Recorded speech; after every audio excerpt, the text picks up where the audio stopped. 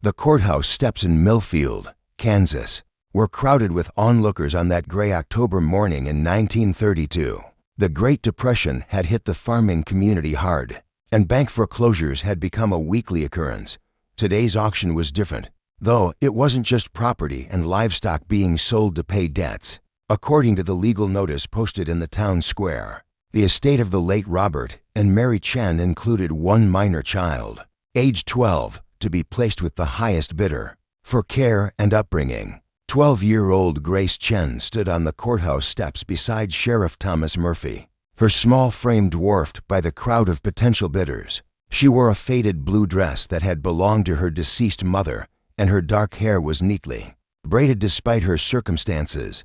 Grace's parents had died in a house fire 3 weeks earlier, leaving behind only debts and a daughter with no known relatives in the crowd. 60-year-old Eleanor Williams clutched her worn purse with arthritic hands. Eleanor had lived alone since her husband Henry died 2 years earlier, their own children lost to the influenza epidemic of 1918.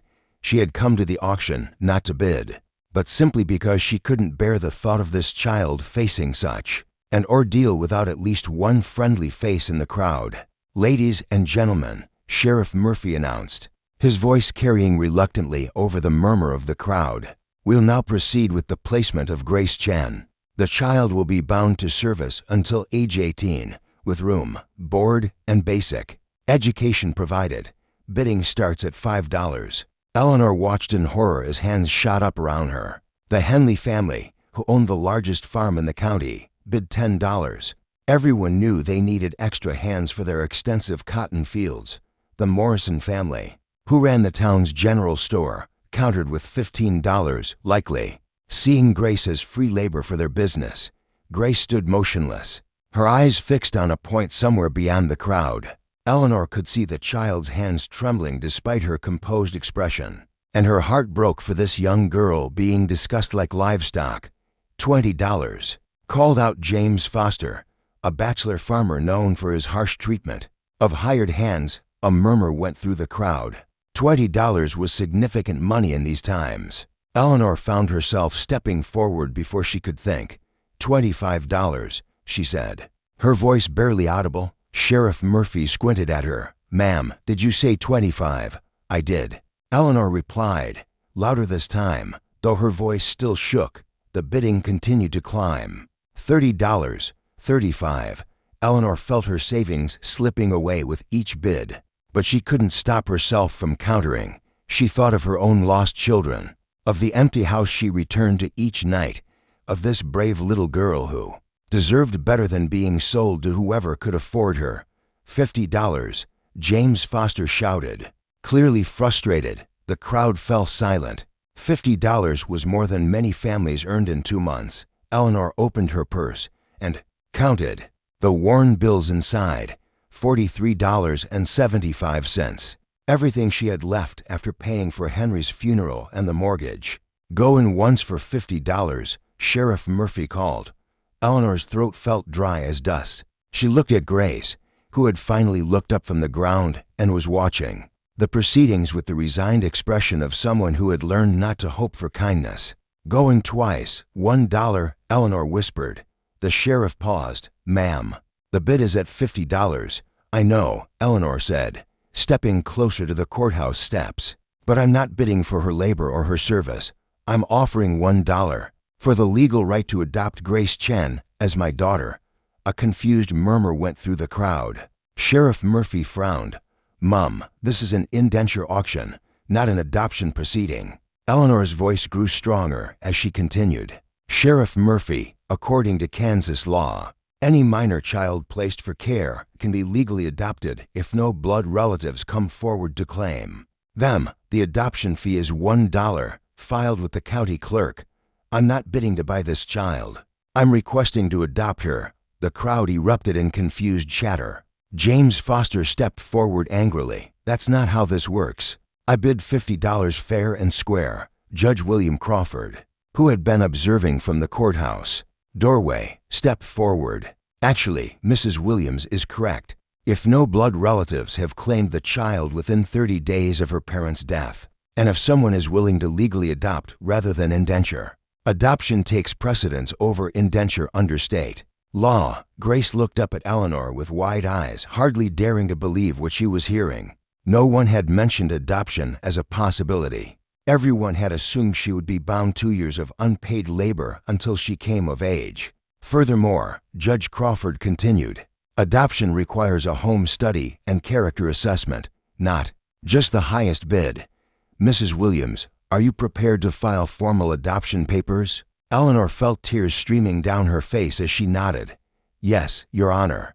I lost my own children years ago, and my husband recently passed. This house is too quiet, and I believe Grace and I might be able to help each other. Sheriff Murphy looked confused but turned to the crowd.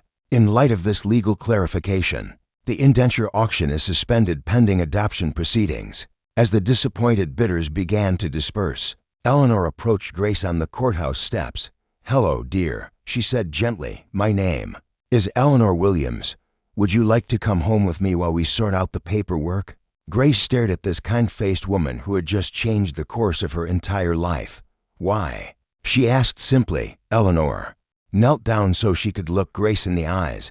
Because every child deserves to be wanted, not bought. Because I have room in my heart and my home for a daughter. And because sometimes, when we've both lost everything, we can help each other find something new. For the first time since her parents' death, Grace smiled. Yes, ma'am, I'd like that very much. As Eleanor and Grace walked away from the courthouse together, the crowd slowly dispersed, many of them whispering about the widow who had outsmarted them all with her knowledge of adoption law. What they didn't understand was that Eleanor hadn't been thinking about legal technicalities. She had simply been thinking about a frightened child who needed a mother and a lonely woman who needed someone to love. That afternoon, as they sat in Eleanor's modest kitchen sharing tea and homemade bread, Grace asked the question that had been weighing on her mind. Mrs. Williams, what happens if the adoption doesn't go through? Eleanor reached across the table and took Grace's small hand in her weathered one. Then we'll figure out something else. But Grace, I want you to know that from this moment forward, you're not alone. Whatever happens, we'll face it together, outside. The Kansas wind whistled through the bare trees, but inside Eleanor's kitchen, to people who had thought they had lost everything, we're discovering that sometimes the most precious things in life can't be bought. They can only be freely given. 3 weeks had passed since the courthouse steps encounter, and Eleanor's small farmhouse had begun to feel like something it hadn't been in years a home. Grace had settled into the spare bedroom that had once belonged to Eleanor's daughter, Sarah, and slowly, both woman and child were learning to navigate their new relationship. The adoption proceedings were more complex than Eleanor had anticipated. Judge Crawford had assigned Mrs. Dorothy Hanson, the county's only social worker, to conduct a thorough home study and interview both Eleanor and Grace separately to ensure the arrangement was in everyone's best interest. Mrs. Williams, Mrs. Hanson said as she sat in Eleanor's parlor reviewing her notes, you've lived alone for 2 years. What makes you think you're prepared to raise a 12-year-old girl? Eleanor had been dreading this question. At 60, she was older than most adoptive mothers, and she worried that her age might work against her. Mrs. Hanson, I raised 3 children of my own before the influenza took them. I may be older, but I'm not incapable. Grace needs stability, love, and guidance, all things I can provide. Mrs. Hanson made notes on her clipboard. And financially, can you support a growing child on your widow's pension? I have the house, a small garden, and some savings. We might not have luxuries, but we'll have enough. Eleanor paused, then added, besides, Grace is old enough to help with chores and gardening. We'll take care of each other. Meanwhile, in the kitchen, Grace was undergoing her own interview with Mrs. Hanson's assistant, a young woman named Ruth Parker who had recently graduated from the State Teachers College. Grace, Ruth asked gently, do you feel safe here with Mrs. Williams? Grace nodded emphatically. Yes, ma'am. She's been very kind to me. She lets me help with cooking. As she's teaching me to read better, she says education is important for girls, not just boys. What was life like with your parents? Grace's expression grew sad but peaceful. Mama and Papa worked hard. Papa did odd jobs around town. and Mama took in washing.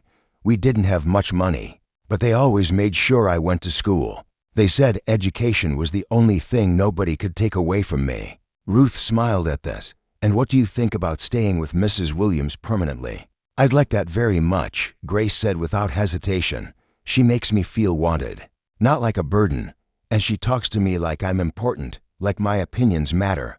That evening, after Mrs. Hanson and Ruth had completed their interviews and left, Eleanor and Grace sat together on the front porch watching the sunset paint the Kansas sky in shades of gold and pink. "Grace," Eleanor said carefully, "Mrs. Hanson asked me some difficult questions today about whether I'm too old to be your mother. I want you to know that if you ever feel I'm not what you need, or if you'd prefer to live with a younger family, I'll understand." Grace was quiet for a long moment, then turned to face Eleanor directly. "Mrs. Williams, can I tell you something? Of course, dear, when my parents died, I thought my life was over. I thought I'd spend the next 6 years working for strangers who didn't care about me, counting the days until I was old enough to leave. But these past 3 weeks have been the happiest I've been since the fire." Eleanor felt tears prick her eyes. "Really?" "Yes, ma'am. You're not too old. You're exactly right. You understand things that younger people might not. You know what it's like to lose people you love, so you don't try to make me forget my parents. Instead, you help me remember them in good ways." Eleanor reached over and squeezed Grace's hand. "Your parents sound like they were wonderful people. I'd like to hear more stories about them, if you're willing to share." Over the following weeks, a routine developed that worked for both of them. Grace attended the local school, where she excelled despite having missed weeks of education during her parents' illness. And after their death, Eleanor had spoken to Grace's teacher, Miss Roberts, about the girls' circumstances, and the young teacher had agreed to provide extra help to ensure Grace stayed caught up with her classmates. In the afternoons, Grace would return home to help Eleanor with household chores, gardening, and meal preparation, but these weren't the harsh, unpaid labors she would have faced with the Henley or Morrison families. Instead, Eleanor treated these activities as learning opportunities, teaching Grace skills she would need as an adult while always making sure there was time for homework and play. "Grace," Eleanor said one afternoon as they worked together in the garden, harvesting the last of the season's vegetables, "I've been thinking about Christmas." Grace looked up from the carrots she was pulling. "Christmas, it's only 2 months away. And I was wondering, would you like to help me decide how we should celebrate? I haven't had a proper Christmas since Henry died, but I'd like this year to be special." Grace's face lit up with excitement. "Really, we can have Christmas?" Eleanor realized that Grace's family had probably been too poor for elaborate holiday celebrations, and her heart ached for all the simple joys this child had missed. "We can have whatever kind of Christmas we want, dear. Maybe we could make decorations together, and I could teach you how to bake Henry's favorite cookies." That evening, Mrs. Hanson returned with news about the adoption proceedings. "Mrs. Williams, Grace, I'm pleased to inform you that the court has approved the adoption." Judge Crawford was impressed by both the home environment and the clear bond between you two. Grace jumped up from her chair and hugged Eleanor tightly. "Does this mean I can stay forever?" "It means you're officially my daughter now," Eleanor said, her voice thick with emotion. "Grace Williams, if you'd like to take my name." Grace considered this. "Could I be Grace Chen Williams? I'd like to keep part of my parents' name too." Eleanor smiled through her tears. "I think that's a perfect solution." As they signed the final adoption papers that evening, both Eleanor and Grace understood that they had found something neither had dared to hope for: a real family, built not on obligation or financial necessity, but on mutual love and the simple human need to belong to someone who would never give up on them. That night, Grace wrote in the diary Eleanor had given her, "Today I became Grace Chen Williams. I have a new mother who chose me, not because she had to, but because she wanted to. I still miss Mama and Papa every day, but I think they would be happy knowing that someone loves me the way they did." Mrs. Williams says family isn't just about blood. It's about people who promise to take care of each other no matter what. "I promised to take care of her too." 6 months after the adoption, Eleanor and Grace faced their first real test as a family. The harsh Kansas winter had been particularly brutal. and Eleanor had developed a persistent cough that worried both of them. Dr. Mitchell, the town's elderly physician, had examined Eleanor and delivered news that changed everything. "Eleanor," Dr. Mitchell said gently as Grace waited anxiously in the kitchen, "I'm afraid it's tuberculosis. We need to discuss treatment options and arrangements for Grace." Eleanor felt the world shift beneath her feet. Tuberculosis was often a death sentence, especially for someone her age. "How long do I have?" "With proper rest and care, possibly several years. But you'll need to be hospitalized for treatment, and Grace can't stay with you during that time." When Eleanor emerged from the bedroom to tell Grace the news, she found the 13-year-old girl sitting at the kitchen table, with tears streaming down her face. "I heard," Grace said simply. "Are they going to take me away?" Eleanor sat down across from Grace, fighting her own tears. "I don't know, sweetheart. Dr. Mitchell says I need to go to the sanitarium in Denver for treatment. It could be months. What if you don't come back?" Grace's voice was barely a whisper. Eleanor reached across the table and took Grace's hands. "Grace, listen to me. I made you a promise when we signed those adoption papers, and I intend to keep it. You are my daughter, and nothing, not illness, not time, not distance, will ever change that." The next few days were a whirlwind of difficult decisions. Mrs. Hanson returned to discuss temporary placement options for Grace. While Eleanor received treatment, the choices were limited: a group home in the county seat or temporary placement with a local family. "There's one possibility," Mrs. Hanson said hesitantly. "The Kowalski family has agreed to take Grace temporarily. They have 3 children of their own and understand the situation." Eleanor knew the Kowalskis. Anna and Stefan were Polish immigrants who ran a small bakery in town. They were good people. But Grace would be essentially a stranger living with strangers while Eleanor fought for her life 100 miles away. That evening, as Eleanor packed her few belongings for the sanitarium, Grace made an announcement that surprised both women. "I want to learn everything," Grace said with determination. "Everything," Eleanor asked. "Everything you know. Cooking, managing money, taking care of the house, your medical treatments, everything. That way, when you come home, I can take care of you the way you've taken care of me." Over the next week, Eleanor threw herself into teaching Grace skills far beyond what most 13-year-olds possessed. She showed Grace how to balance their modest household budget, how to preserve food for winter, how to manage the small garden that provided much of their sustenance. "Grace," Eleanor said as they worked together in the kitchen, "there's something else I need to tell you. I've arranged for you to continue your education no matter what happens to me. There's a small fund set aside specifically for your schooling." Grace stopped kneading the bread dough and looked at Eleanor seriously. "You're planning for if you die, aren't you?" Eleanor was quiet for a moment.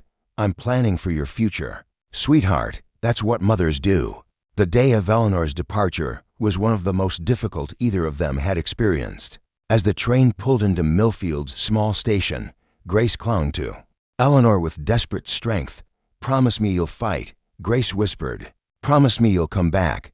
"I promise I'll fight harder than I've ever fought for anything," Eleanor replied. "And Grace, I promise you'll never be alone again, no matter what happens." The Kowalski family welcomed Grace with genuine warmth, but adjustment was difficult for everyone. Grace missed Eleanor desperately and worried constantly about her condition.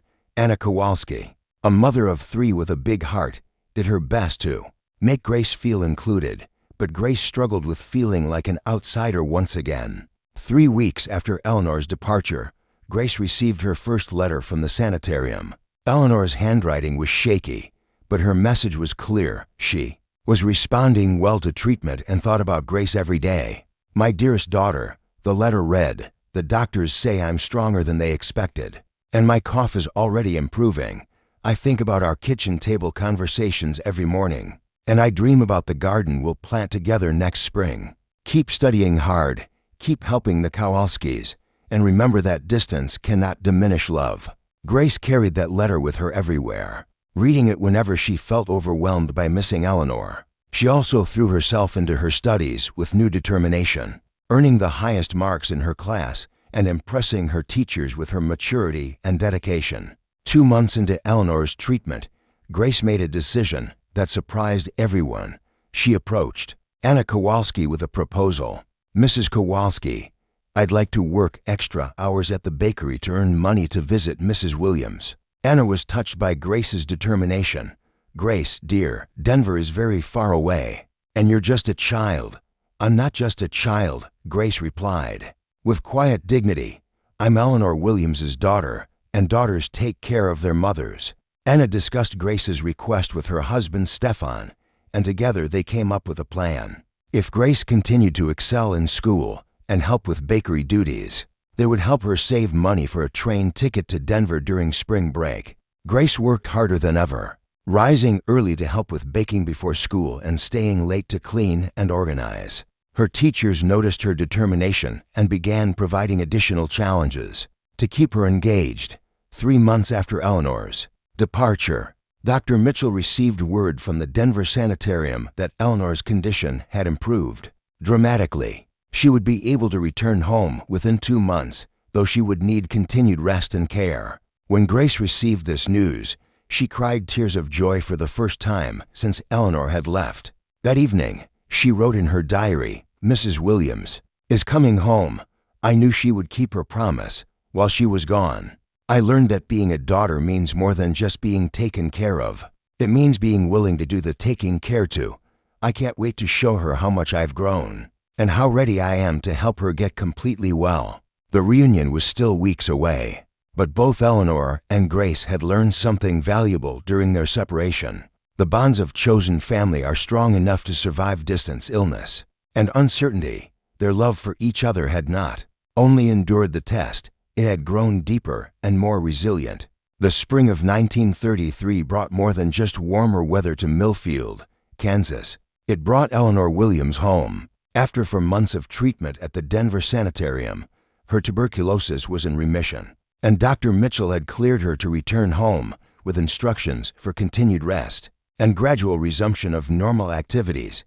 Grace stood on the train platform, clutching a bouquet of wildflowers she had picked that morning and wearing her best dress, one that Anna Kowalski had helped her alter to fit her growing frame. At 13 and a half, Grace had grown several inches during Eleanor's absence and had developed a confidence and maturity that impressed everyone who knew her. When the train pulled into the station and Eleanor stepped onto the platform, both woman and girl froze for a moment, hardly believing their reunion was real. Eleanor looked thinner and paler than when she had left, but her eyes were bright and clear. Grace looked taller and more grown up, but her smile was exactly the same, Mama Eleanor. Grace said, using the name she had started calling Eleanor. In her letters, my darling daughter, Eleanor replied, opening her arms wide. Their embrace lasted several minutes, both of them crying tears of joy and relief. The small crowd that had gathered to witness the homecoming wiped their own eyes, moved by the obvious love between the adopted mother and daughter. The Kowalski family had prepared Eleanor's house for her return, cleaning thoroughly and stocking the pantry with fresh bread and preserves. Anna had also helped Grace plant a small flower garden as a welcome home surprise. Grace, Eleanor said as they walked through the front door together, the house looks beautiful. You've taken such good care of everything. I wanted it to be perfect for you, Grace replied. Mrs. Kowalski taught me how to make your favorite soup, and I've been practicing the songs you taught me on the piano. That evening, as they sat together in Eleanor's parlor sharing tea and catching up on 4 months of separation, Eleanor marveled at the young woman Grace was becoming. Tell me about school. Eleanor said, Mrs. Hanson wrote that you've been excelling in all your subjects. Grace's face lit up with excitement. Mama Eleanor, I've been thinking about what I want to do when I finish school. I want to become a teacher like Miss Roberts. She says I have a gift for explaining things to the younger children. Eleanor smiled proudly. A teacher, your birth. Parents would be so proud to know their daughter wants to dedicate her life to education. I also want to help other children like me, Grace continued. Children who lose their parents or need new families. I want to show them that being adopted doesn't mean being unwanted. It means being chosen. Over the following weeks, Eleanor and Grace settled back into their routine, though with some adjustments for Eleanor's continued recovery. Grace had taken on more responsibilities during Eleanor's absence. and naturally continued with many of them, cooking meals and managing household tasks with competence. That amazed Eleanor. "Grace," Eleanor said one afternoon as they worked together in the garden, "I need to tell you something important." Grace looked up from the tomato plants she was staking, concerned by Eleanor's serious tone. "While I was in Denver, I had a lot of time to think about our future. I'm 61 years old, and even though my health is much better, I won't live forever." Eleanor held up her hand when Grace started to protest. "Let me finish. Dear, I've made arrangements to ensure that if anything happens to me, you'll be able to continue your education through high school and even college if you choose." "How?" Grace asked. "I've been corresponding with the Women's Educational Society in Kansas City. They provide scholarships for bright young women who want to pursue teaching careers. I've also spoken with Judge Crawford about setting up a small trust fund from the sale of some of Henry's tools and equipment." Grace was quiet for a long moment, absorbing this information. "Mama Eleanor, are you trying to plan for me to be alone again?" Eleanor knelt down beside Grace in the garden, taking the girl's hands in her own. "No, sweetheart. I'm planning for you to have choices and opportunities no matter what life brings. That's what mothers do. We try to give our children the tools they need to build good lives. But I don't want to think about losing you too," Grace said, tears starting to fall. "Grace, look at me. Do you remember what I told you on the courthouse steps that first day? That you'd never be alone again." Grace nodded. "That promise doesn't expire when I die. You'll carry everything I've taught you, everything we've shared, every moment of love we've had together. That becomes part of who you are forever. And someday you'll pass that love on to other children who need it." That autumn, Grace started her final year of elementary school. With dreams of attending the Teachers College in Kansas City, Eleanor's health remained stable, and their life together had found a comfortable rhythm of mutual care and support. On the first anniversary of Grace's adoption, they returned to the courthouse steps where their story had begun. This time, though, they came not as strangers thrown together by circumstance, but as a real family celebrating their bond. "Grace," Eleanor said as they stood where the auction had taken place, "do you ever think about what would have happened if I hadn't spoken up that day?" Grace considered the question seriously. "Sometimes. But then I remember what you taught me about how things are meant to work out. You were supposed to be there that day, and I was supposed to need exactly what you could give me. And what was that? A mother who chose me because she wanted to, not because she had to. A mother who saw that I had value beyond what I could do for other people." Grace smiled up at Eleanor. "A mother who taught me that love isn't about being perfect. It's about being present for each other." As they walked home together through the Kansas countryside, Eleanor reflected on how a moment of courage on courthouse steps had transformed both their lives. She had thought she was saving a child from an uncertain fate, but Grace had saved her too, from loneliness, from purposelessness, and from the despair of believing her life's best chapters were behind her. That evening, Grace wrote in her diary, "Today marks 1 year since Mama Eleanor adopted me. I used to think being auctioned off was the worst thing that could happen to a person. Now I understand it was the best thing that ever happened to me, because it led me to exactly where I was supposed to be. Tomorrow I start working on my application to Teachers College someday. I want to help other children understand that their worth isn't determined by their circumstances, but by the love they carry and the love they choose to give." The $1 adoption had given both Eleanor and Grace something priceless, a family built on choice, sustained by love, and strengthened by the knowledge that sometimes the most valuable things in life can't be bought at any price.